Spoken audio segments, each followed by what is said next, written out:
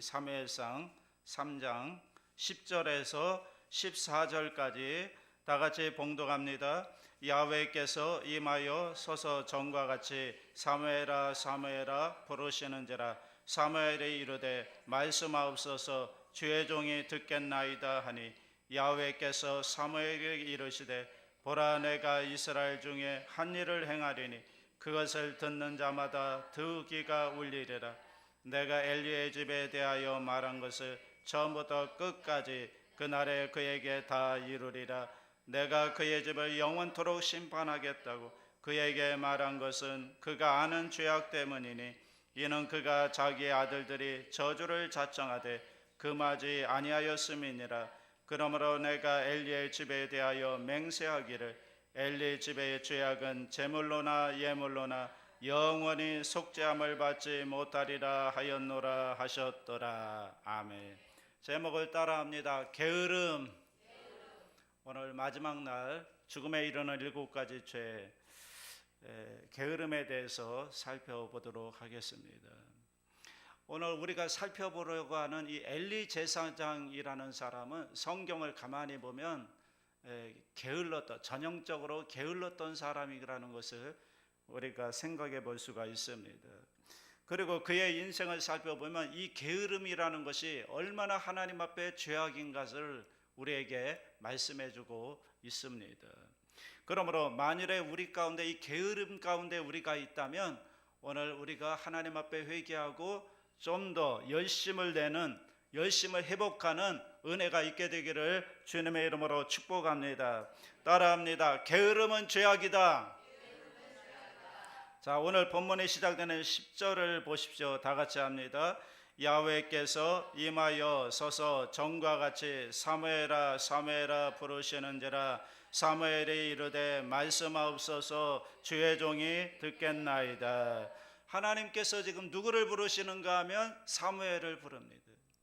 그런데 놀라운 사실은 그 당시 제사장이 누구였는가 하면 엘리 제사장이었고, 사무엘은 그 밑에서 심부름꾼하는 그런 인턴 같은 그런 일을 배우고 있던 인턴입니다. 엘리의 수종 두는 사람이 사무엘인데, 그런데 하나님께서 엘리 제사장을 부르는 것이 아니라 사무엘에게 부르고 그에게 말씀합니다. 그런데 그 이후에 나오는 내용은 엘리 제사장과 그 가족에 대한 하나님의 심판을 이야기하는 거죠. 자, 엄한 심판이 내려집니다. 너희가 어떤 예물이라 어떤 제물을 드리더라도 내가 너희의 죄는 결코 그냥 넘기지 않겠다. 반드시 멸할 것이다. 이 이야기를 누구에게 하는가 하면 엘리 제사장에게 하는 게 아니라 어린 아이인 사무엘에게 말하는 겁니다. 그 이유가 뭐냐면 엘리 집에 죄가 있기 때문에 그렇습니다. 여러분, 하나님께서는 죄에 대해서 민감하십니다. 하나님께서 우리가 인간으로 취급하시지만, 그런데 인간 취급 안 할 때가 있는데, 그때가 뭔가 하면 우리가 죄 가운데 있을 때 하나님은 고개를 돌려버리신다는 거예요. 그래서 죄가 하나님과 우리 사이를 내는 겁니다. 그런데 이 죄 가운데 어떤 죄가 있는가 하면 게으름의 죄가 있다는 거예요. 신약으로 오면 예수님께서 달란트 비유를 하시잖아요. 5달란트, 2달란트, 1달란트 비유를 하시는데, 1달란트 받은 사람에게 예수님이 뭐라고 말씀하시죠? 이 악하고 게으른 종아, 이렇게 말합니다. 그러니까 악하고 게으른 종은 같은 의미입니다. 그러니까 게으르다라고 하는 것은 악하다, 악하다라는 것은 죄다라는 거죠. 네가 결코 나의 이 잔치자리에 참여하지 못할 것이다. 게으름은 죄입니다. 게으름은 악한 것입니다. 혹시 우리가 신앙생활 하면서 하나님께서 나에게 맡겨준 일들이 있는데, 나에게 맡겨준 직분이 있는데 그것에 성실하지 못하고 최선을 다하지 못하고 게으름 가운데 있다면 하나님께서 말씀하시는 겁니다. 이 악하고 게으른 종아, 여러분, 내가 그것을 얼마나 열심히 감당했는가, 그게 중요한 거죠. 악하고 게으른 종처럼 하나님이 주신 은혜를, 하나님이 주신 직분을, 달란트를 땅에 묻어두고 아무런 일도 하지 않는다면 하나님의 주름한 책망이 있을 겁니다. 여러분, 내가 얼마나 많은 것을 남겼느냐, 이 겉으로 보는 게 성공의 기준이 아니라는 거죠. 그것에 내가 얼마나 성실하게 임했느냐, 최선을 다했느냐. 최선을 다해도 결과가 좋지 않을 수가 있습니다. 2달란트 받았어도 실패할 수가 있습니다. 그런데 하나님은 그걸 보는 게 아니라 그걸 가지고 얼마나 성실하게 최선을 다하여 그 일을 감당하려고 노력했느냐. 여러분, 하나님은 얼마나 게으르지 않았느냐, 얼마나 그 일에 열심을 내느냐. 정말 안타까운 것은 많은 분들이 직분을 맡고 있으면서도 악하고 게으르게 그 일에 대해서 전혀 일하지 않아요. 관심 두지 않아요. 열심을 내지 않아요.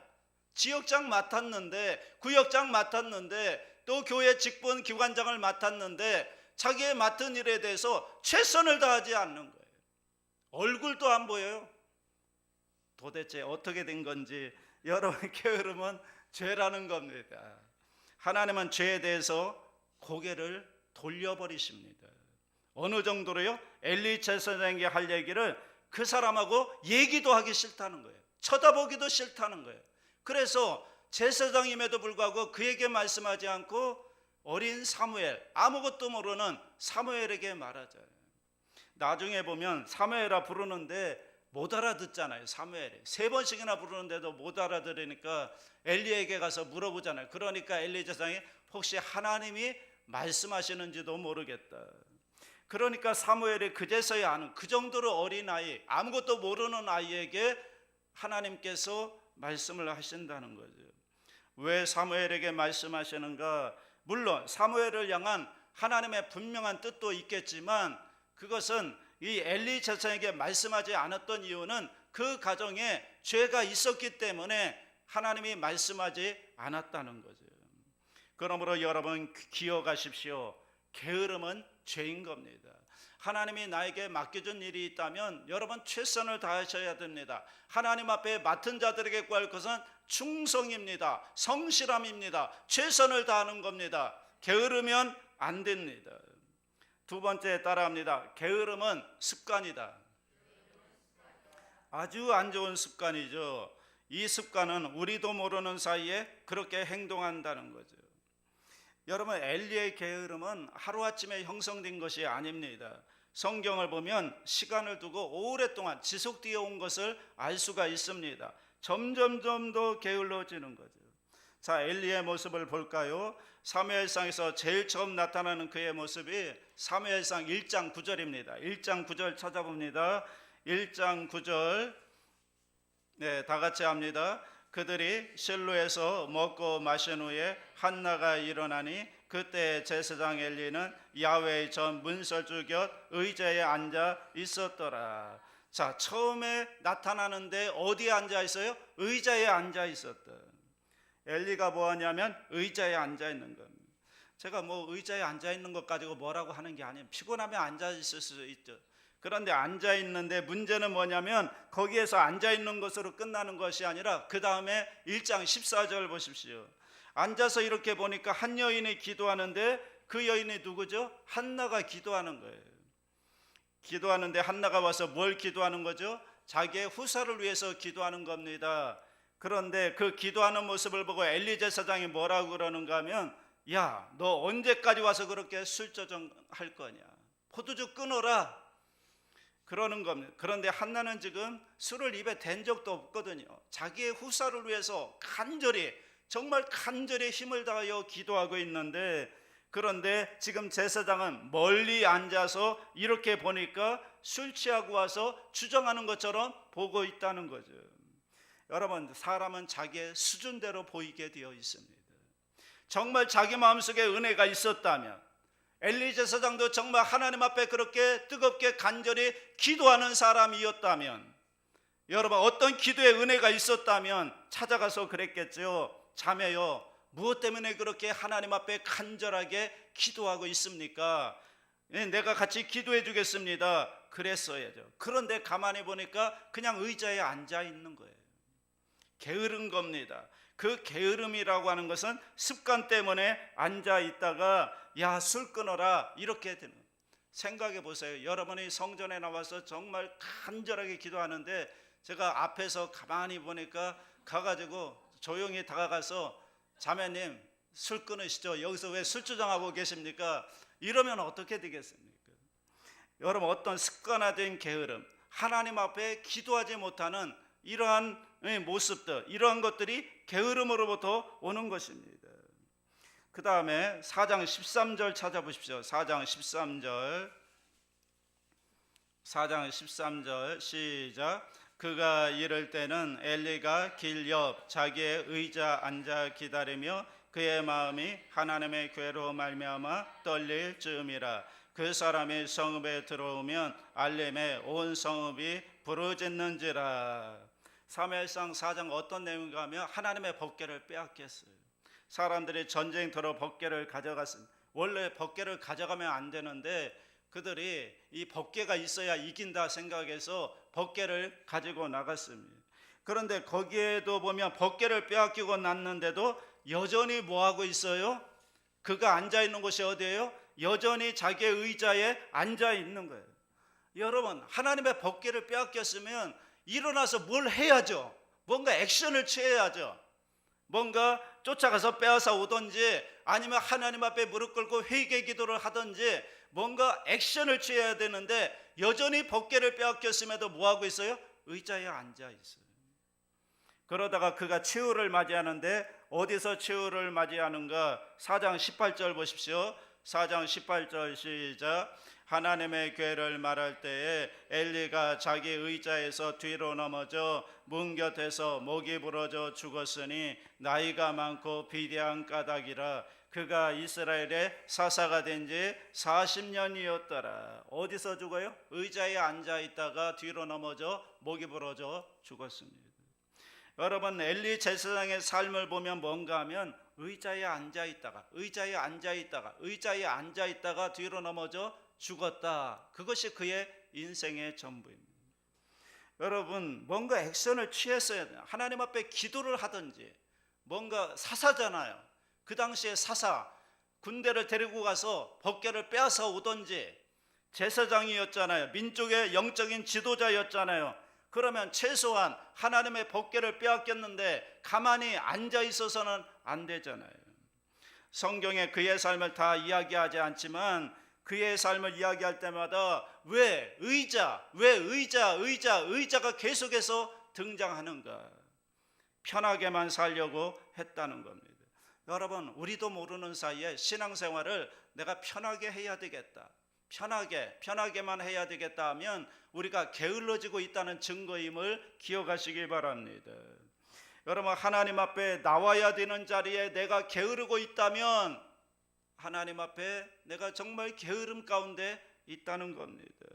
무릎 꿇고 기도해야 될 때, 나가서 사람들을 독려해야 될 때, 나가서 열심히 복음을 전해야 될 때 내가 그냥 의자에만 앉아 있다면, 그냥 편하게만 있다면 우리가 게을러지고 있다는 것을 기억하시기 바랍니다. 오늘 여러분 혹시 의자에 앉아 있지 않습니까? 일어나시기 바랍니다. 신앙생활은 앉아 있는 게 아닙니다. 신앙생활은 보는 게 아닙니다. 신앙생활은 내가 주님을 따라가는 거고 내가 열심히 땀 흘려 일하는 게 신앙생활인 줄로 믿습니다. 너희가 나를 따라오려거든 나의 십자가를 지고 자기를 부인하고 나를 따라오라고 했거든요. 앉아 있는 게 아닙니다. 따라가는 겁니다. 일하는 겁니다. 액션을 취하는 겁니다. 오늘 여러분의 삶이 그렇게 될 수 있기를 주님의 이름으로 축복합니다. 따라합니다. 세 번째, 게으름은 소명의 결핍 때문에 온다. 왜 엘리가 의자에만 앉아 있는가? 처음부터 그렇게 된 것은 아니었을 거예요. 그런데 왜 그렇게 되었는가? 소명감을 잃어버리니까, 하나님이 주신 사명감을 잃어버리니까, 인생의 목적을 잃어버리니까 사람이 게을러지는 겁니다. 여러분, 이 엘리가 해야 되는 일 중에 하나가 법궤를 관리하는 건데, 그런데 그 법궤를 빼앗겼습니다. 4장에 보면 그것을 빼앗기고 나서는 자기의 자녀들에게 다 위임을 해버립니다. 그리고 그냥 자기는 앉아 있습니다. 사무엘상 4장 4절 보십시오. 4장 4절 시작. 이에 백성이 실로에 사람을 보내요 그룹 사이에 계신 만군의 야훼의 언약궤를 거기서 가져왔고 엘리의 두 아들 홈리와 비느하스는 하나님의 언약궤와 함께 거기에 있었더라. 그러니까 자기는 가지도 않고 자기 아들 홈리와 비느하스 두 아들만 보내는 거죠. 자, 그런데 말인데요, 그 자녀들이 어떤 자녀들인가? 2장 12절 보시면 이렇게 나옵니다. 2장 12절 시작. 엘리의 아들들은 행실이 나빠 야훼를 알지 못하더라. 행실이 나쁠 뿐만 아니라 하나님도 몰라요. 하나님도 모르는데 하나님의 일을 맡겼어요. 여러분, 그러면 안 되잖아요. 행실 나쁜 건 그렇다 치더라도 하나님도 모르는 자녀들에게 어떻게 하나님의 그 거룩한 일들을 맡길 수가 있는 거예요. 그래서 그들이 그곳에서 뭐 했는가 하면 2장 13절 이하를 보면 제사 드리는 곳에 들락날락하면서 재물 좋은 것들은 자기들이 다 빼앗아요. 이것은 하나님께 드리기 전에 자기들이 먼저 취하는 거예요. 하나님의 제사를 멸시하는 거예요. 하나님을 멸시하는 행동을 하는 겁니다. 거기서 끝나잖아요. 22절에 보면 성막에서 수종드는 여인들과 동침을 합니다. 여러분, 이것은요 이렇게 그냥 맡길 일이 아니라 아무리 자녀라 할지라도 하나님의 일을 그렇게 할 수는 없는 겁니다. 그 이유가 뭘까요? 소명이 없어진 거예요. 사명감이 없어진 거예요.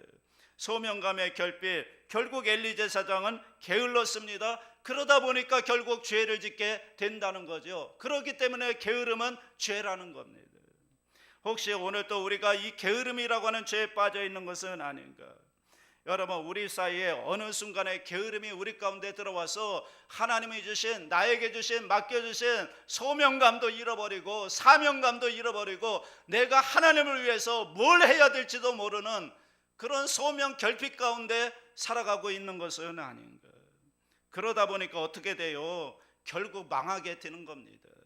하나님의 사람들은 신앙이 게으르면요 망할 수밖에 없어요. 잘 될 수가 없는 거예요. 여러분, 엘리가 그래서 비참한 치유를 맞이하게 되는 겁니다. 자, 그러면 어떻게 우리가 이 게으름의 죄악을 극복할 수가 있겠는가? 오늘 우리가 나누었던 말씀들을 통해 극복할 수 있는 방법들을 몇 가지 나눠봅니다. 첫째, 따라합니다. 소명이 회복되어야 한다. 다시 한번 소명이 회복되어야 합니다. 내가 뭐 열심을 내야 되겠다, 이게 아니에요. 그게 아니라 소명이 회복되면 열심히 회복되는 겁니다. 잃어버린 소명을 다시 붙드는 일이 있어야 될 줄로 믿습니다. 여러분이 어디서 첫사랑을 잃어버렸는지를 다시 생각하시고 회복할 수 있게 되기를 바랍니다. 어느 신학자 에세이에 보니까 이런 말이 있습니다. 게으름을 치료하는 처방은 부지런함이 아니다. 게으름을 치유하는 처방은 단순히 내가 부지런해지자라는 결심으로 되지 않는다. 게으름의 가장 적절한 그리고 유일한 처방은 당신 안에 있는 불꽃을 발견하는 일이다. 여러분, 우리 마음속에 불꽃이 있어야 된다. 뭔가 하고 싶은 열정이 우리 가운데 일어나야 된다는 거죠.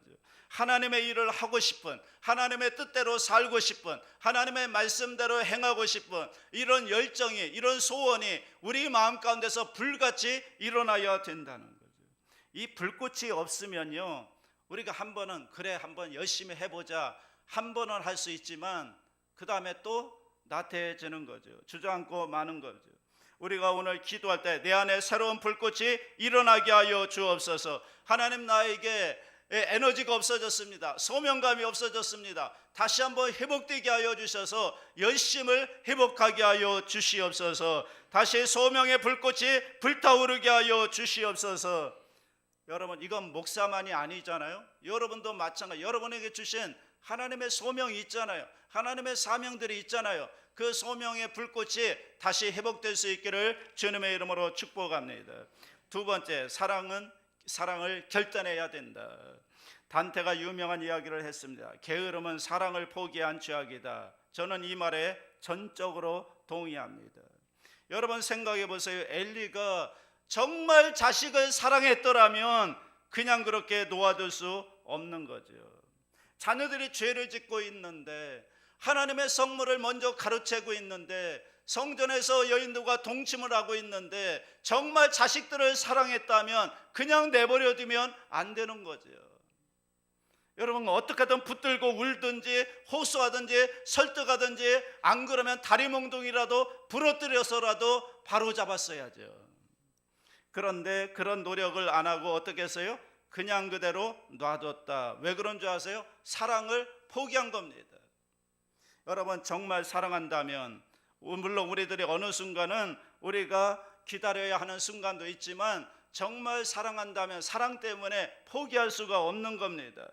내가 하나님을 사랑한다면, 내가 정말 예수님을 사랑한다면 그 사랑 때문에 뭔가 일을 하고 싶은 거예요. 뭔가 일을 해야 되는 거예요. 왜냐하면 예수님께서 부활 후에 베드로 찾아가시죠. 베드로 찾아가서 3번 물으시죠. 네가 나를 사랑하느냐? 네가 나를 사랑하느냐? 네가 나를 사랑하느냐? 이게 죽이는 질문인데, 네가 나를 사랑하느냐? 그러면서 뭐라고 하냐면, 네, 주님이 아십니다. 그랬더니 주님이 뭐라고 말했어요? 그래, 내 양을 먹이라. 사랑하면 이 일과 연관되어 있어요. 사랑하면 뭔가 해야 되는 거예요. 주님을 사랑하기 때문에, 교회를 사랑하기 때문에 내가 뭔가를 해야 되는 겁니다. 여러분, 제가 집에 가서 제 아내하고 살면서 제일 무서울 때가 몇 번 있는데, 그 중에 하나가 언제인가 하면 지금도 기억하는데, 그때 설거지를 하면서 저를 한번 딱 쳐다봐요. 그러더니 여보 나 사랑해? 그러는 겁니다. 그래서 제가 뭐라고 했냐면, 여러분 상상에 맡기겠습니다. 그런데 그때가 제일 무서워요. 그렇잖아요, 사랑해. 그런데 왜 그러고 앉아 있느냐는 거예요. 나는 지금 설거지하면서 너무 힘들어 죽겠는데 나를 사랑한다면서 왜 그렇게 가만히 앉아 있느냐는 거예요. 사랑하면 설거지 좀 해달라는 거 아닙니까? 사랑한다면 사랑하는 것 때문에 할 일이 생기는 거예요. 사랑하면 하는 겁니다. 여러분, 정말 교회를 사랑하십니까? 정말 교회를 사랑하십니까? 그러면 교회를 사랑하면 교회를 위해서, 새 성전을 위해서 뭔가 해야 되는 거예요. 말로만 갖고 됩니까? 말로 사랑해서 됩니까? 사랑하면 뭔가 해야 되는 거예요. 정말 예수님을 사랑한다면 그 사랑하는 예수님을 위해서 내가 무엇을 해야 될까? 사랑하기 때문에 하는 겁니다. 사랑은요, 말로만 되는 게 아니에요. 그렇기 때문에 사랑은 결단입니다. 결단하는 겁니다. 내가 주님을 사랑하기 때문에 주님을 위해서 뭔가 해야 되는, 그게 우리로 하여금 게으름을 이기게 한다는 겁니다.